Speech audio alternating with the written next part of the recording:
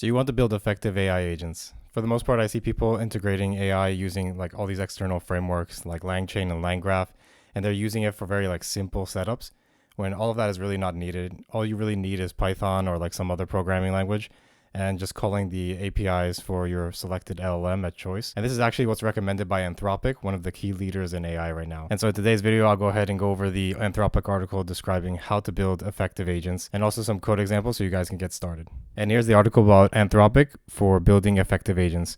And they say that the most successful implementations are usually simple, rather than using some complex framework. And before we get into the code, I'll describe exactly what an agent is. A workflow is usually using LLMs or tools to orchestrate some predefined code path. Think of it as a pipeline where you take some data, you transform it and do something with it, and then you get some output at the end. Whereas standalone agents are systems where the LLM actually dynamically processes and uses tools and external APIs by itself, and it manages how to accomplish certain tasks. And here there's an interesting paragraph about when and when not to use agents. And for the most part, if you don't need the increased complexity of adding an LLM call into your system, then you want to opt for not using it since it'll be cheaper and lower latency for the user. Here you can see that there's different frameworks you can use, such as LangGraph or LangChain, as I mentioned at the beginning, or you can use Amazon's Bedrock and a bunch of others.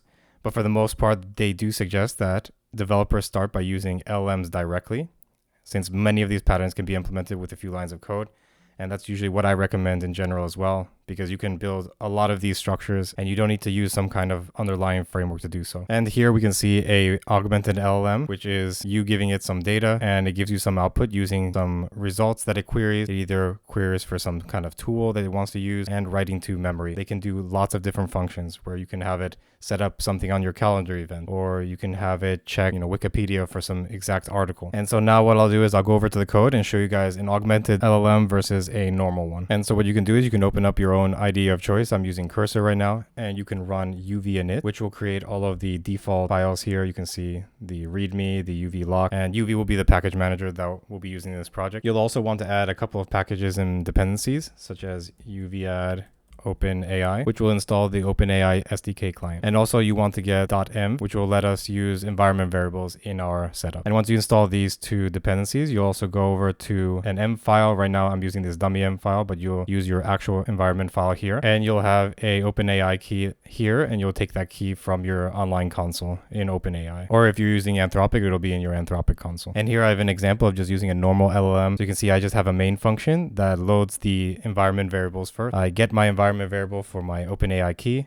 and I create my LLM. Inside of a while loop, I just go ahead and print whatever the response is from the LLM. And you'll see I'll just take the user input and I'll call the LLM direct. And you can call it using this completions.create. And you can add messages like a system message here, which lets you modify the persona of the LLM, and a user message, which is where you put your actual prompt. And if we go ahead and run this, you'll see here, you can ask it pretty much anything. You can say, hey, what's up? And it says here, hello, I'm here to help you with any questions or topics you'd like to discuss. What's on your mind? I want to build AI agents. And you can see here, it works just like ChatGPT in the actual online console, but you're calling it directly through the API. So we'll go ahead and exit that. And now we'll come over to an augmented LLM and we'll show you kind of the workflow there. And so what I have in this file is I have a function called get Bitcoin price, which will modify our LLM to be able to get the exact Bitcoin price in some exact moment. And so usually LLMs can't really get the exact price of a specific like asset like this. So what we do is we can provide a tool that will let the LLM be able to call out to that and grab that specific data. So here you can see I'm doing the normal main function that I had in the previous section, and I'm printing out whatever I get back from the LLM. And now you have a specific tools property that you should add to your actual API call, which is a tools list that you can provide to the LLM to be able to use functions outside of its like normal capability. In this example, we want to give it the ability to be able to get the Bitcoin price. I give it my function name, which is this right here, and we just provide the description and any parameters that you want to pass into this tool. You can expand this out to using tools for really anything. You can integrate with, let's say, Google Calendar to be able to place calendar events onto a specific user's calendar. And once you provide this tool structure, the LLM can actually use this. This tool format is actually described on the OpenAI website, and you can also go to other AI models and see what the actual structure is that they want you to provide your tools. And if we head over to the OpenAI console, you can see under function tool example, here's an example of using a callable tool. And this is providing the same structure that we had from before, except this one is getting the horoscope for the user. So once you provide this structure to the LLM, it'll actually be able to use this this tool call when it tries to decide how to answer your question. And what you'll do is you'll check to see if the LLM wants to use the tool, which comes from this message.tools calls, and you check for any calls that match the get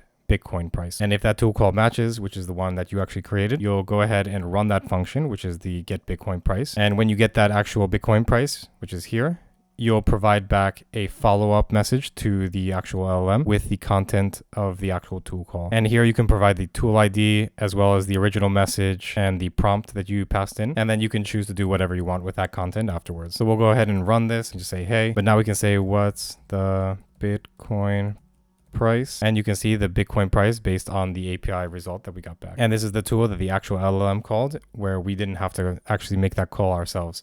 This was dynamic based on what the LLM thought. And just to show you guys, if you take out this tool, so if I comment this out and I go ahead and run the example again, you can see without that tool call, it says I'm unable to provide real-time data, including current Bitcoin prices and the rest. You can see this is how you can augment LLMs to be able to use external systems or APIs and be able to do that dynamically. Like they will actually choose whether to use the call or not. These are the core building blocks of any AI agent. All you need is retrieval. You can use some tool calls to be able to modify the experience for the user, and you can use memory to be able to remember previous conversations. So I'll go over a couple of other techniques that you'll probably use for your AI agents. And so the second workflow is prompt chaining, where pretty much you take some data and you chain LLM calls together. So it's one LLM call, maybe you have some gate that does like a pass or fail to say, okay, should I stop the application or should I keep going to the next LLM call? You call the second LLM, get some output, give it to the third, and then you give the final output to the user. And if we look for an example of that in actual code, you can see I have my main function again, and inside this main function, I do the same here. I load the environment variables, create my LLM client, and here I just ask the user to enter a Twitter post topic, and I'll generate you a funny sentence in English and in Spanish. And so what I'll do is I'll generate the English post first by calling this make Twitter post function, and this Spanish post will be created by using translate post. And if we go into these functions, you can see make Twitter post just takes your prompt, and it prompts the LLM to actually make a Twitter post and a funny sentence as well as a topic, and you pass the prompt from the user. And a key difference I want to point out here is that I provide a response format property, which is pretty much just a Python object where here I'm providing post, and instead of calling create, I'm using parse here, which really just takes this Python object and makes sure that the answer from the LLM models the actual object that you created. And so you can provide a title, content, or really anything, and the LLM will make sure to fit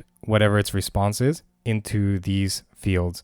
So you can make it give you back a title and a content for your response. And so once we're done, we'll go ahead and return to that parsed object. Now you will have an object with title and the actual content. And so once we get that actual post object, we'll go ahead and pass that over to the translate post. And if we look at how translate posts work, we do the same exact thing, except we just ask it to translate the actual post title and the post content. And of course, we want to get the response back as a post. We'll go ahead and try this out. So it'll ask me for a Twitter topic, and I'll just say Python versus Java. So you can see here the English post is giving me the title and the content, and the Spanish post is the translation of the actual English post. So you can really use this workflow to chain together prompts and pass context between each other to be able to do something like create Twitter posts, or you can create other long form content for your users. And the last workflow I'll go over is called routing, and that's where you pretty much just have your LLM classify a certain prompt that you got from the user, and you can choose to send that prompt over to either some specific LLM call depending on what this router actually classified the original prompt as. And so in our example, we'll go ahead and classify a specific question to see if it's a refund type of question or if it's a technical question. So we'll do our main setup here as normal, and we'll go ahead and print out, tell me about your issue, which is simulated in some chatbot on your application or website. And so we have a router function that actually classifies your user input. If we check the actual implementation for router, we'll see that we'll get a response back in the format as a router answer, and we'll be prompting the LLM to see what type of question this is. And this router answer is just an enum that has a refund, technical, or other type,